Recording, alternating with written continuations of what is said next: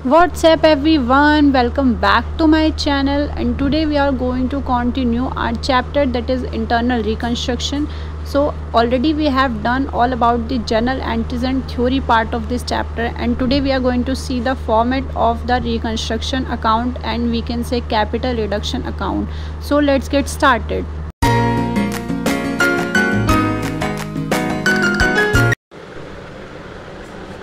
तो यहाँ पे हम देखते हैं कि क्या फॉर्मेट रहने वाला है रिकंस्ट्रक्शन अकाउंट का, या फिर जिसको हम कैपिटल रिडक्शन अकाउंट भी कहते हैं।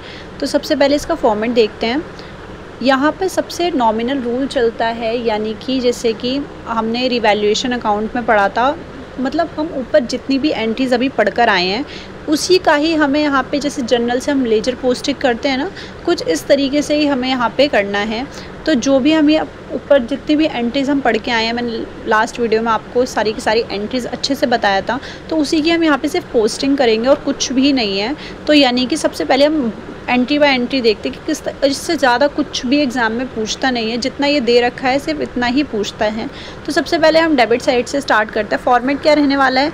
Particulars then amount then particulars then amount. ये होता है आपका डेबिट साइड और ये होता है आपका क्रेडिट साइड, एज सिंपल जो नॉमिनल रूल चलता है। तो सबसे पहले आप देखेंगे कि पीएनएल अकाउंट का जो लॉस है, अगर वो राइट ऑफ हो रहा है, जैसा कि आपको पता है कि पीएनएल अकाउंट जो होता है वो डेबिट में लॉस शो करता है और क्रेडिट में वो प्रॉफिट शो करता है।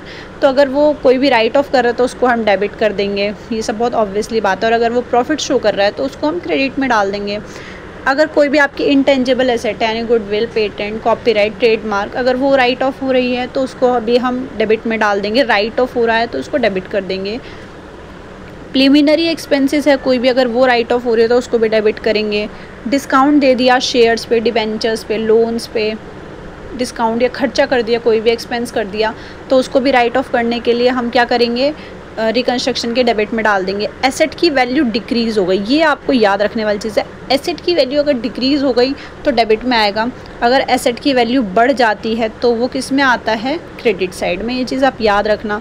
कोई भी बैंक से आपने कोई भी खर्चा कर दिया, ठीक है, पे कर दिया कोई भी एक्सपेंस, तो बैंक के नाम से उसको भी हम डेबिट कर देंगे। अगर हमने कोई भी अनरिकॉर्डेड लाइबिलिटी को हमने पे कर दिया है, यानी कि हमारा खर्चा ही हो गया एक तरीके से, तो वो भी हम किस में डाल देंगे? डेबिट में डाल देंगे रिकंस्ट्रक्शन के। और जो भी बैलेंस, वो तो मैं आपको लास्ट में बताऊंगी बैलेंस का क्या होता है, बैलेंसिंग फिगर। तो कुछ ये खर्चे हैं या फिर कुछ ऐसे राइट ऑफ हैं जो डेबिट में आने वाले हैं। नेक्स्ट हम आते हैं अब अपने क्रेडिट साइड में, कि क्रेडिट साइड में क्या खर्चे होने वाले हैं।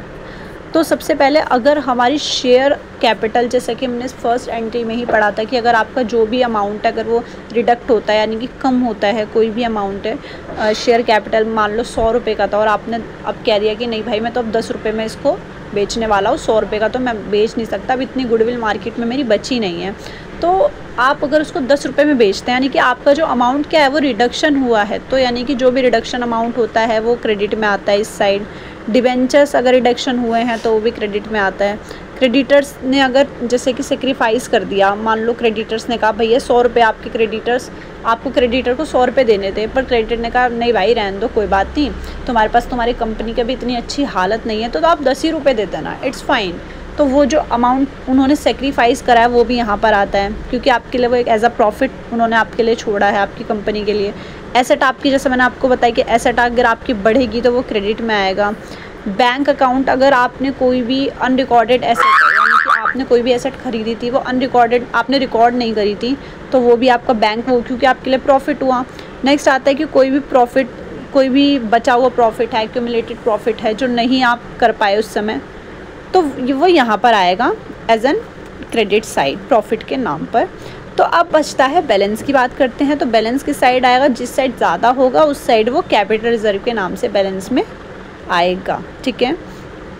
तो ये कुछ फॉर्मेट था, बहुत इजी है, पर बच्चों को इस वजह से समझ नहीं आता बिकॉज ऑफ एंट्रीज़ की वजह से, क्योंकि बच्चे स्टार्टिंग में इसकी एंट्रीज़ देखते ही नहीं हैं। तो आप इसकी पहले ये फॉर्मेट देखना, मैंने आपको लास्ट वीडियो में इसकी एंट्रीज़ बताई थी, आप उन्हें देखना। उसके बाद हम इसका क्वेश्चंस करेंगे। लास्ट वीडियो होगी इंटरनल रिकंस्ट्रक्शन की, नेक्स्ट वीडियो में हम इसके क्वेश्चंस करेंगे, कुछ 3 और 4 क्वेश्चंस करेंगे जो एग्ज़ाम में ऑलरेडी आ चुके हैं। तो बहुत इजी है और 10 to 12 मार्क्स का क्वेश्चन आता है एग्ज़ाम के अंदर। ग्रेजुएशन जो बच्चे कर रहे हैं उनका ही सिलेबस में होगा, तो बहुत इजी है और बहुत स्कोरिंग है, तो आप इसको छोड़ कर मत जाना। अमलगमेशन और इस चैप्टर में आई थिंक चॉइस आती है, और जो बच्चे सीए वगैरह कर रहे हैं उनके लिए तो बहुत इंपॉर्टेंट चैप्टर होने वाला है, बहुत इजी भी है, तो आप इसको छोड़ना नहीं, आप इसको करना। और नेक्स्ट वीडियो में हम इसके क्वेश्चंस भी करेंगे। तो ये तो पूरी थ्योरी हो गई, आप इस फॉर्मेट को समझ लेंगे यानी कि आपने सब कुछ समझ लिया, इस चैप्टर में इससे ज़्यादा कुछ भी नहीं है। तो नेक्स्ट वीडियो में हम इसके क्वेश्चंस करेंगे, प्रैक्टिकल क्वेश्चंस।